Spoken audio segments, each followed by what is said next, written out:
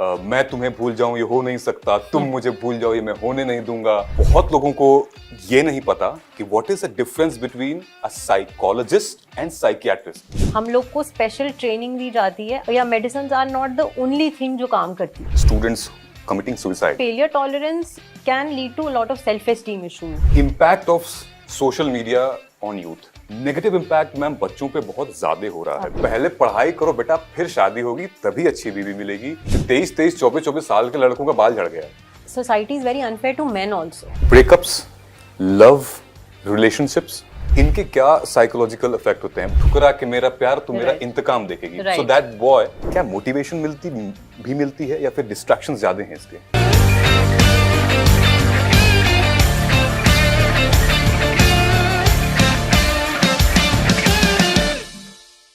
जय हिंद दोस्तों, अभी जो ट्रेलर देखा है आपने, ये आपके लिए ही, स्पेसिफिकली आपके लिए हम लोगों ने एक साइकोलॉजिस्ट के साथ, मैन के साथ शूट किया है। आज 10 October world mental health day. हम सब एग्जामिनेशन की तैयारी करते करते कहीं ना कहीं हम बहुत ही ज़्यादा अपने शरीर से, अपने मस्तिष्क का काम लेते हैं, लेकिन हम ये भूल जाते हैं कि इनकी भी एक हेल्थ होती है, इनसे रिलेटेड भी एक स्वास्थ्य होता है। हम रोज़मर्रे की पढ़ाई में लगे रहते हैं और लेकिन इनके बारे में भूल जाते हैं। सो मेंटल हेल्थ अगर हमारा ठीक रहेगा, अगर हमारा मानसिक स्वास्थ्य ठीक रहेगा, सो शायद हम इस एग्जामिनेशन के प्रति और सीरियस और डेडिकेट के साथ पढ़ सकते हैं। तो पूरी वीडियो को देखिएगा। इस वीडियो में बहुत सी ऐसी बातें हैं जो शायद आप किसी से कह नहीं पाते हैं, शायद आप किसी से पूछ नहीं पाते हैं। बस वीडियो का मजा लीजिएगा और कमेंट सेक्शन में अपने जो भी डाउट हैं उस डाउट को पूरा करिएगा। अड्डा 24/7 सिर्फ और सिर्फ आपके लिए, आपकी वजह से इस वीडियो को शूट कर रहा है, क्योंकि वी केयर फॉर यू। ये शुरू हुआ आपका साइकोलॉजी का सफर। सो लाइक आपने मेरा नाम बताया, my name is Chetna and मेरा साइकोलॉजी की जर्नी स्टार्ट हुई थी when I was in 11th standard. Basically I took up psychology in 11th and 12th। तब से मुझे पता था कि इसी फील्ड में कुछ करना है, या तो साइकाइट्रिस्ट बनना है या साइकोलॉजिस्ट बनना है। And then undergraduation from Delhi University in applied psychology. Okay. And I'm a gold medalist from Delhi University in psychology. कौन से कॉलेज से? श्यामा प्रसाद मुखर्जी, पंजाबी बाग, नॉर्थ कैंपस। क्या बात, नाइस। तो तब लगा कि जब पढ़ाई करके लगा कि अच्छा ये तो एक्चुअल में वही है जो मैं करना चाहती हूँ। जैसे जैसे आगे बढ़ते गए, फिर यूके से मैंने न्यूरोसाइकोलॉजी में डिप्लोमा किया। Okay. फिर masters in clinical psychology, MPhil in clinical psychology after that.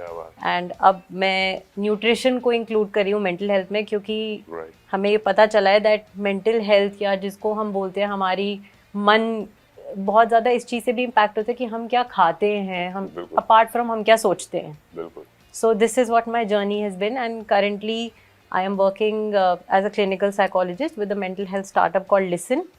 Okay. And I am also working as a consultant clinical psychologist with Khushbu Welfare Society. It's an NGO in Gurgaon for children with special needs. Okay. And I am also teaching.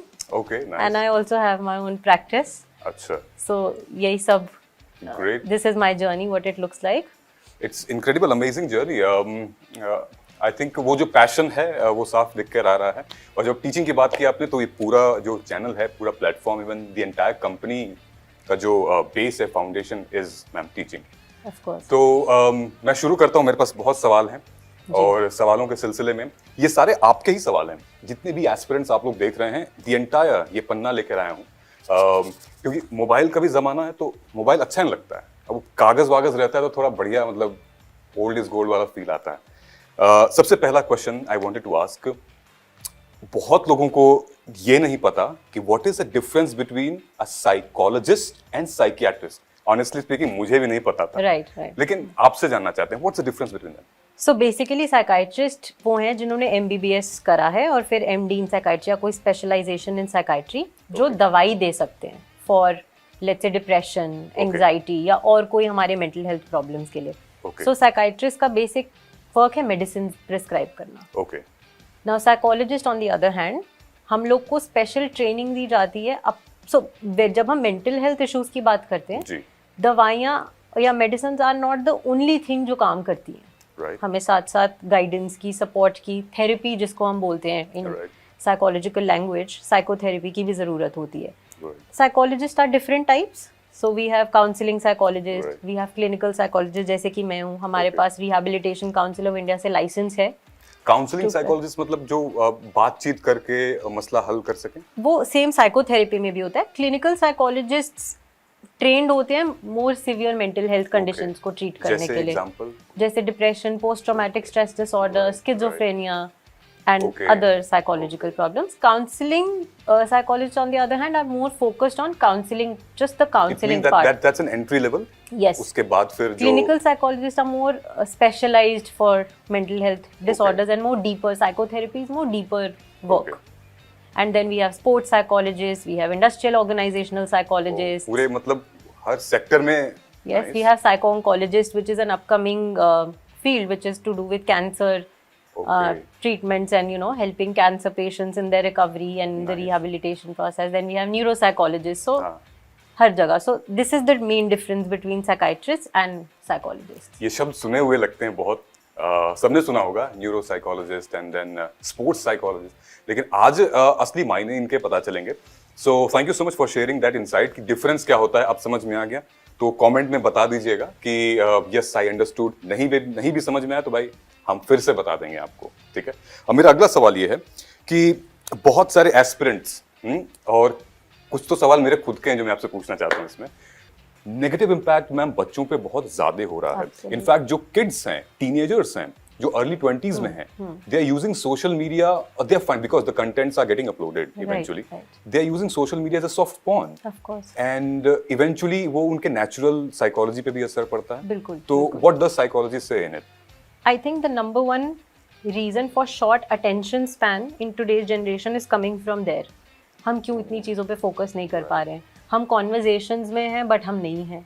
हम present moment में focus ही नहीं कर पा रहे हैं, या हमें पता ही नहीं है हम क्या फील कर रहे हैं. बिकॉज जैसी कुछ फील होने लगा, अच्छा 2 मिनट मिले तो चलो सोशल मीडिया कर लेते. 2 सेकेंड हम फ्री बैठते ही नहीं.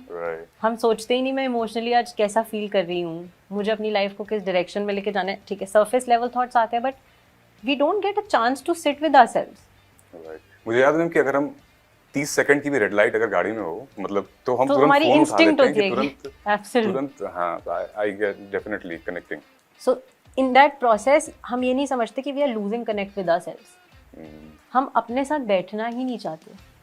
और जब तक हम अपने साथ बैठना ही नहीं चाहेंगे तो हमें कैसे पता चलेगा कि मैं क्या सोच रही हूँ, मैं कैसा फील कर रही हूँ. I think easy escape mechanism भी बन गया है ये बहुत ज़्यादा, कि अपनी फीलिंग से कोप अप नहीं करना तो चलो हम सोशल मीडिया खोल लेते हैं. Then because of that attention span, then constant comparison of, क्योंकि everybody puts their best life on social media. हर किसी को वही दिखता है जो लोग दिखाना चाहते हैं. बिल्कुल. दैट्स द रीजन, लाइक्स हैं या कमेंट्स हैं. फिर एक अननेसेसरी कंपैरिजन आना शुरू हो जाता है जो हमने अपनी, पर हम भूल जाते हैं कि सबकी टाइमलाइंस लाइफ में अलग अलग होती हैं. फॉर एग्जांपल यार वो मनाली घूम रही है, यार मैं यहाँ बैठा हूँ, मैं बैठी हूँ यहाँ. हाँ, तो ये जो आपने बोला comparison, is that the good example, right? And life body for that, इतने ज्यादा जो बॉडी इमेज इश्यूज आजकल teenagers and adolescents and adults, young adults are also struggling with is coming from social media. हम constantly अपने साथ इतना harsh हो जाते हैं कि मैं क्यों नहीं कर पा रही या कर पा रहा जो वो कर रहे हैं, मेरी लाइफ ऐसी क्यों नहीं. तो इसके अगर कोई कुछ आप अगर कोई ऐसे पेशेंट अगर आपके पास आते हैं तो कैसे आप ट्रीट करते हो? मतलब क्या कहते हो कि आप मोबाइल बंद कर दो सब? नहीं, it's a slow process. Okay.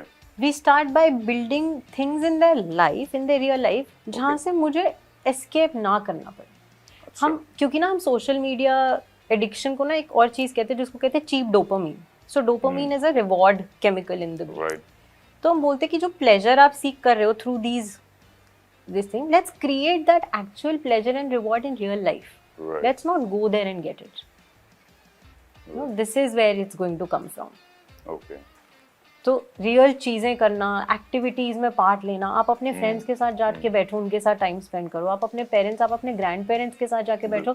May be you will learn more than what you learn on from social media. Maybe some words of wisdom, maybe आप किसी बच्चे से बात करो just to for your inner child, you know, to nourish your inner child. आप किसी बच्चे के साथ जाके 10-15 मिनट बैठो, उनसे बात करो, पूछो उनसे उनका दिन कैसा गया, स्कूल में वो क्या कर रहे हैं. सो this is what you create. Focus on building and strengthening your real life than your social media life. Right. वो जब हम साइकोलॉजी में हम पढ़ते हैं ना कि वो आपकी नेचुरल साइकोलॉजी से वो कन्वर्टेबल साइकोलॉजी हो जाती है. Yes. Like somebody else's is like influencing you and you try to become that, Try which to you are become- not. right, and that's not even possible all the time. Right. आप हमेशा किसी दूसरे के accordingly अपनी life को mould नहीं कर सकते. नहीं कर सकते. Right. आपकी सिचुएशन अलग है, दूसरे इंसान की सिचुएशन अलग है. Definitely. Location, socio economic backgrounds that we all come from, cultures, everything matters. So हम वो एक अननेसेसरी कंपैरिजन जब करते हैं और फिर सोचते हैं कि हम भी ऐसी लाइफ लीड करें, which is also reason why a lot of people feel insufficient about themselves. Right. कि मेरे में कुछ कमी है. Right. अच्छा, हमने बहुत सारे ऐसे कोविड के दौरान भी ऐसे इंसिडेंट्स देखे थे. इन केस अगर पेरेंट्स को बहुत, मतलब मैं तो अपने रिलेशंस बहुत लोगों को ऐसे जानता हूँ, बच्चों से तंग आ चुके हैं. मतलब जब देखो तब मोबाइल पे लेके बैठा रहता है, जब देखो तब. तो अब हमें बीइंग अ पेरेंट, हमें बच्चों से कैसे डील करना चाहिए, स्पेशली जो टीनेजर्स होते हैं. मतलब क्या वो लेवल होना चाहिए, किस मेंटल स्टेट में बीइंग अ पेरेंट हम बच्चों से बात करें? I think, like I said, the idea is to start reinforcing real life में उनको ओरिएंट करें, लेकर आएं कि ये है जहाँ से actual reward and pleasures and happiness of life comes from. Okay.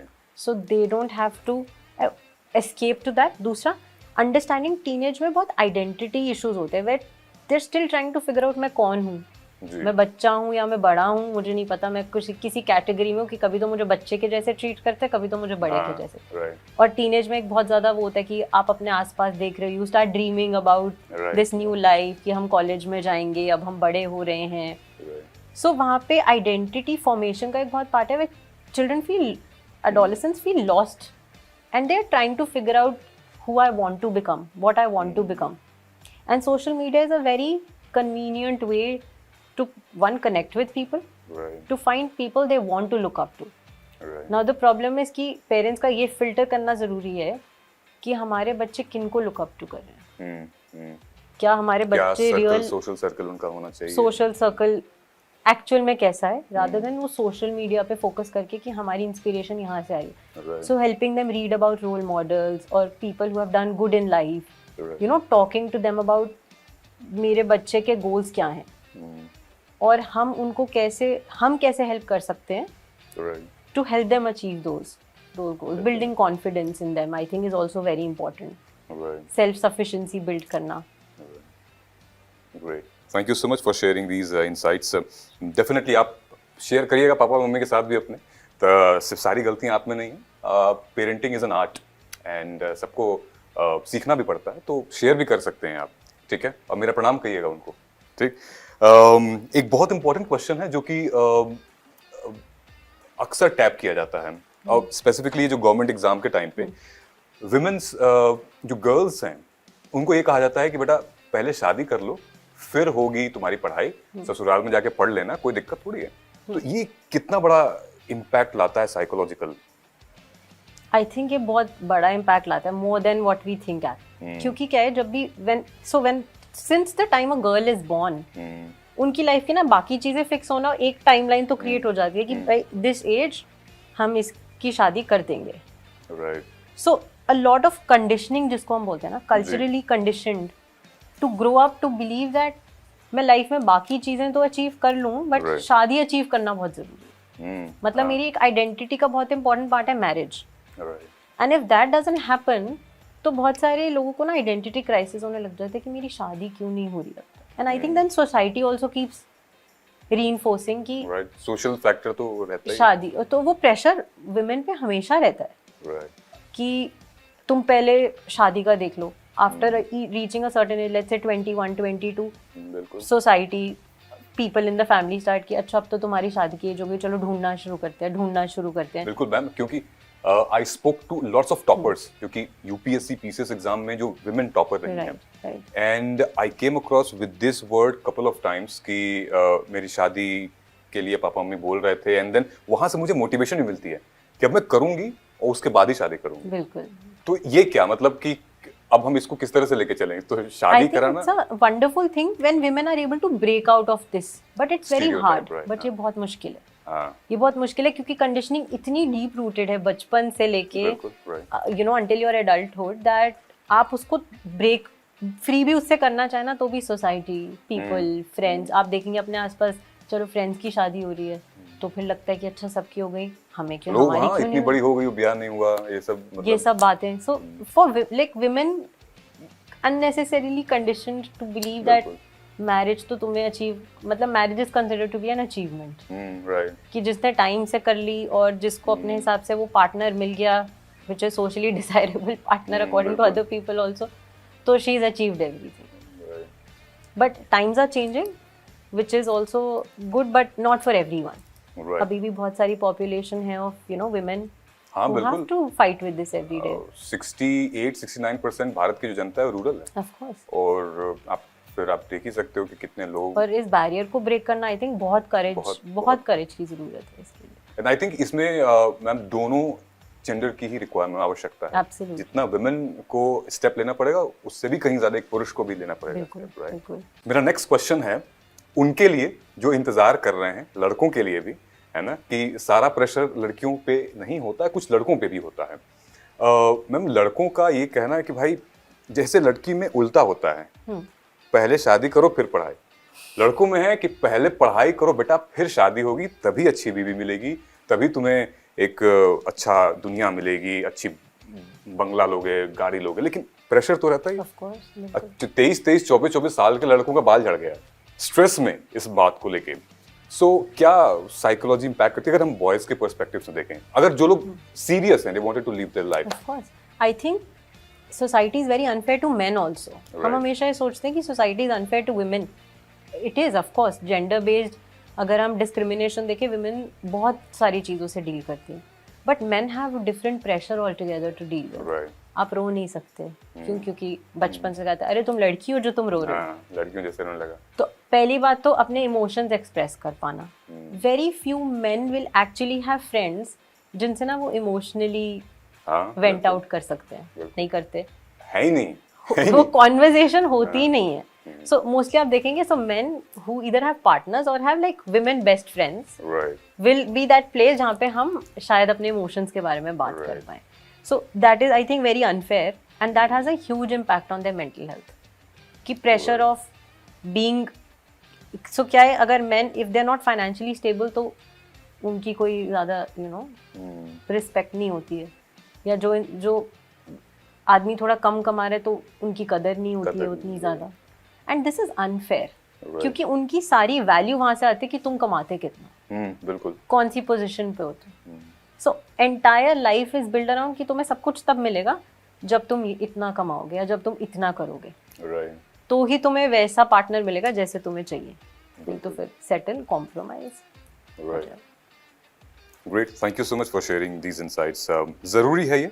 साथ में जब हमने मेन वुमेन, लड़का लड़की की बात कर लिए हैं, तो अब हम जो लव है, रिलेशनशिप, उसकी बात करेंगे. ये बहुत ही सेंसिटिव टॉपिक है और ये इस उम्र में, जिस उम्र के ब्रैकेट में हम अभी ये शो कर रहे हैं, लगभग 18 से 35-32 साल के, लाजमी है ये होना. ठीक है. ब्रेकअप्स, लव, रिलेशनशिप्स, इनके क्या साइकोलॉजिकल इफेक्ट होते हैं? बहुत लोग तो जो लड़के होते हैं वो कभी कभी तो ये स्टेप भी ले लेते हैं कि मैं तुम्हें भूल जाऊं, ये हो नहीं सकता, तुम मुझे भूल जाओ, ये मैं होने नहीं दूंगा, इस टाइप के स्टेप्स. या फिर आईएएस एस्पिरेंट्स जो हैं, वो एक मूवी है शादी में जरूर आना, उसमें ये है कि ठुकरा के मेरा प्यार तू मेरा इंतकाम देखेगी. So that boy he cracked UPSC exam, अब वो आईएएस बन के आता है. तो ये क्या मोटिवेशन मिलती है या फिर डिस्ट्रैक्शंस ज्यादा हैं इसके? I think totally depends on the kind of relationship that you are in. आपका पार्टनर कितने सपोर्टिव हैं, आप उस रिलेशनशिप में कितना सिक्योर फील करते हो. आई थिंक जब हम रिलेशनशिप्स की बात करते हैं, apart from what is shown in the movies, Bollywood traditionally butterflies हो रही हैं और वायलेंस बज रहे हैं और हवा उड़ रही है, that is of course a very important part because that defines the attraction bit of it. Attraction will remain, it's important, but what's more important is कि मैं किसी रिलेशनशिप में कितना सिक्योर फील करती हूँ या करता हूँ. Internal sense of security, you know, it's a very basic human need, हर किसी की होती है, to belong, to feel needed, to feel seen, acknowledged, to feel safe in the company of the other person. तो अगर मेरी relationship में ये सब एलिमेंट्स हैं, then I am in a healthy relationship. Then I think most importantly ये पता होना ज़रूरी है कि क्या मैं हेल्दी रिलेशनशिप में हूँ या मैं अनहेल्दी रिलेशनशिप में हूँ. अनहेल्दी रिलेशनशिप में if you are constantly disappointed, you know सिर्फ ट्राइंग टू, सिर्फ आप इस चीज़ को फिगर आउट करने की कोशिश कर रहे हो कि मेरी रिलेशनशिप में मैं क्यों हूँ. Every day you are questioning it, ये कहाँ जा रही है, ये किस डायरेक्शन में जा रही है. Then of course then that is a distraction. if you have a supportive, safe, secure relationship, then I think that's a motivating factor. Social support तो psychology में जितनी भी research है, social support is considered to be a very important factor in general life also, and even when we are treating mental health illnesses also. Okay. कि जब हम manage करना भी mental health illnesses को सिखाते हैं, हम हमेशा सबसे पहले एक इंसान का social support system understand करते हैं, जिसमें relationships are very very important. So similarly here also, it can either work as a distraction or it can either work as a factor which will foster your well-being. हमारी psychological well-being के लिए relationship, secure relationship is a very important factor. Right. So वो the person has to decide whether my relationship is acting as a barrier to my growth or is it acting as a facilitator to my growth, individual growth. Right. लेकिन हाँ ये चीज़ अब समझना बहुत ज़रूरी है. बिल्कुल. सिर्फ इमोशन के भाव में बह जाना, आई थिंक ये तो वही बात होगी कि जब आप बहुत गुस्से में हो तो कोई फैसला मत लो, जब आप बहुत खुश हो तो कोई वादा मत करो. ये वही बात होगी. तो I think we are trying to make you understand here कि analyse the situation. I think and कि क्लाउडिंग ऑफ इमोशन, जब बहुत ज्यादा इमोशंस हम फील कर रहे होते हैं ना, where decision making is very cloudy. Right, तो कुछ भी तब डिसीजन नहीं लो, which we also incorporate a lot in psychotherapy practices, कि कभी भी कोई डिसीजन तब मत लो जब एकदम रश ऑफ इमोशंस होता है. You need to have very stable emotional system to be able to decide what I want to do. And relationships ना बहुत रिलेशनशिप जब हम इनकी बात करते हैं ना, it's a very complex process again, क्योंकि इसमें बहुत सारे फैक्टर्स आते हैं. बिल्कुल. मुझे मेरे अटैचमेंट स्टाइल्स क्या हैं, जिनको हम साइकोलॉजी में अटैचमेंट पैटर्न्स बोलते हैं. मेरी सेल्फ एस्टीम, सेल्फ वर्थ कैसी है, मैं अपने आप को कैसे देखती हूँ, खुद को कैसे समझती हूँ, दूसरे लोगों की क्या वैल्यू है मेरी लाइफ में, मैं दूसरे लोगों को कितनी वैल्यू देती हूँ, कितनी नहीं देती. I think all these factors combined decide the kind of partner that I will B with, and मेरी रिलेशनशिप कैसी होगी. बहुत ज़रूरी था इस बारे में डिस्कस करना, क्योंकि ये जो एज ग्रुप में अभी आप हैं और आने वाले जो वीडियो आगे जाएगी तो बहुत से ऐसे स्टूडेंट्स होंगे जो देखेंगे, दे हैव टू अंडरस्टैंड कि एनालिसिस करना भी अपने इमोशंस का बहुत इंपॉर्टेंट है. जैसे आप अपने मॉक टेस्ट का एनालिसिस करते हैं, एग्जाम का एनालिसिस करते हैं, किसी भी करंट अफेयर का एनालिसिस करते हैं, अपने इमोशंस का भी एनालिसिस करना इक्वली इंपॉर्टेंट. लास्ट के 2 क्वेश्चन हैं, 2-3 क्वेश्चन हैं. अभी एक्चुअली मैम मई और जून में एग्जाम्स आ रहे हैं, एंड यूपीएससी का जो एग्जाम है is world second toughest exam. Sorry, बहुत टफ है. मतलब 12 लाख लोग एग्जाम का फॉर्म भरते हैं और लगभग 800 लोगों का सिलेक्शन होता है. तो बहुत, मतलब 0.1% भी सक्सेस रेट इसमें बहुत ज़्यादा है. टेक दिस, अच्छा टॉपिक था ये. एक लास्ट क्वेश्चन है. सबको एंजाइटी होती है. इनफैक्ट मैं भी एग्जाम देने जाऊं या फिर कोई ऐसा इंपॉर्टेंट डेट जिसको काफ़ी टाइम से मुझे इंतजार है, तो एक एंजाइटी होती है, उसको कैसे कंट्रोल करें?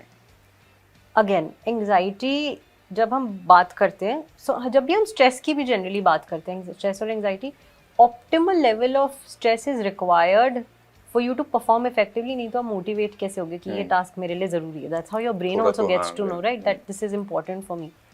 However, if it increases beyond a certain limit, कि टॉलरेट नहीं हो पा रहा है मुझसे, that's where it needs attention.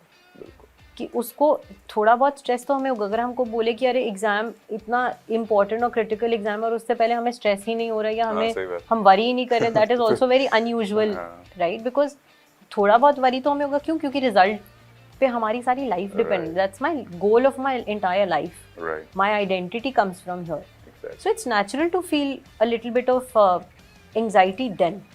However, if you feel like it started to impact me, जहाँ मेरे को मैं काम नहीं कर पा रही हूँ, मैं कुछ और किसी चीज़ पे फोकस नहीं कर पा रही हूँ, मेरी social life, personal life, professional life, हर चीज़ पे इम्पैक्ट हो रहा है, that's where we know now it needs attention. Okay. But exam से पहले I think all the techniques that I mentioned is also to keep your emotions in check. Right. अपने emotions को check करो. Do a regular check of your own with your own self, even if you take 5 minutes in the day, in the afternoon, in the night before sleeping, how am I feeling? Right. And now if I'm in a negative emotional state, तो मैं क्या ऐसा करूँ where I can maybe feel better about things. Exactly. If I'm not able to help myself, then I think getting professional help is a good idea. Right. Yes. Great. वैसे वो सवाल लिखा नहीं इसमें, लेकिन मैं आपसे एक क्वेश्चन पूछना चाहता हूँ based on my experiences. Ma'am, लोग कहते हैं कि अगर अच्छी संगति हो तो अच्छा मतलब विकास हो सकता है, आप अच्छे आदमी बन सकते हो. बुरी संगति हो तो फिर वही बुरी चीजें होती हैं. Right. तो फ्रेंड सर्कल कितना इम्पोर्टेंट होता है? जैसे सोशल सर्कल हमने बात की, फ्रेंड सर्कल भी कितना इम्पोर्टेंट होता है एक आदमी के जीवन में? आई थिंक अगर हम एक्चुअल में बचपन से ही बात करें, you know, friend circle is very very important, because हम हमेशा बात करते हैं कि आपकी बहुत ज़्यादा पर्सनालिटी वहाँ से डेवलप होती है of the people that you sit with, people that you talk to, you know, people who are a part of your friend circle. अगर मैं उन लोगों के साथ हूँ who are also growing in life and their talks are mostly about everything, you know, there is a space for me being myself and at the same time there is scope for growth, क्योंकि उसमें सब growth पे focus करते हैं. मैं अपने goals कैसे accomplish करूँ, मुझे अपने फ्रेंड से क्या सीखने को मिल रहा है, अच्छी चीज़ें मैं उनसे क्या पिक कर पा रही हूँ, then obviously I will be more motivated if I surround myself with people like these. But then compare to, you know, bad peer relationships, I think then obviously one, मेरे standards of life ही इतने कम होंगे that मुझे तो अच्छा ये सब ये करें, मुझे भी इतना ही करना है, तो मेरी ग्रोथ तो सबसे पहले रिस्ट्रिक्ट वहीं से हो गई. Then I will never have people who will give me the right kind of support, right kind of appreciation, right kind of motivation. And if these three things are missing from my life, then my life isn't exactly going to go anywhere. मतलब हम फिर same जगह पे stuck रहेंगे. क्योंकि इसका example ना शुरू से ही पेरेंट्स भी देते आए हैं. बिल्कुल. बाद में कि उसको देखो, उसका बेटा ये कर रहा है, उसकी बेटी ये कर रही है, तू क्या कर रहा है. तो सर्कल बहुत इंपॉर्टेंट होता है मेरे हिसाब से. राइट. खत्म हो गया. Great. It was an amazing discussion and conversation with you, Chetna ma'am. Thank you. Anything would you like to address to this audience during their preparation? कुछ भी अगर आप address करना चाहते हैं कि भाई serious हो जाओ, मजाक नहीं है, exam है, something of that sort. अगर आप कुछ address करना चाहते हैं तो the stage is all yours. I think the first step is that it's such a great thing that, you know, people are clear about what they want to do. Clarity नहीं है तो of course plan A, plan B, plan C, plan D. Life will always have a scope for some or the other plan. Create your own path. Keep role models. Keep people that you look up to. But don't compare yourself to everyone, you know, all the time. Understand your strengths also. सोचो कि मैं अपनी strengths, just sit down with yourself for like 5 minutes in the day and think about मेरी strengths क्या हैं. मेरी life में जब stressful moments रहे हैं, times आए हैं, मैंने कैसे उनसे फाइट किया, क्या मेरे रिसोर्सेज थे, एक्सटर्नल रिसोर्सेज क्या थे, इंटरनल रिसोर्सेज क्या थे, how can I use them now, what are my strengths, and then most importantly what are my weaknesses, how do I use my strengths to overcome these weaknesses that I have. Great. Thank you so much for sharing all those insights. बहुत required थी हमारे लिए, being an teacher and educator.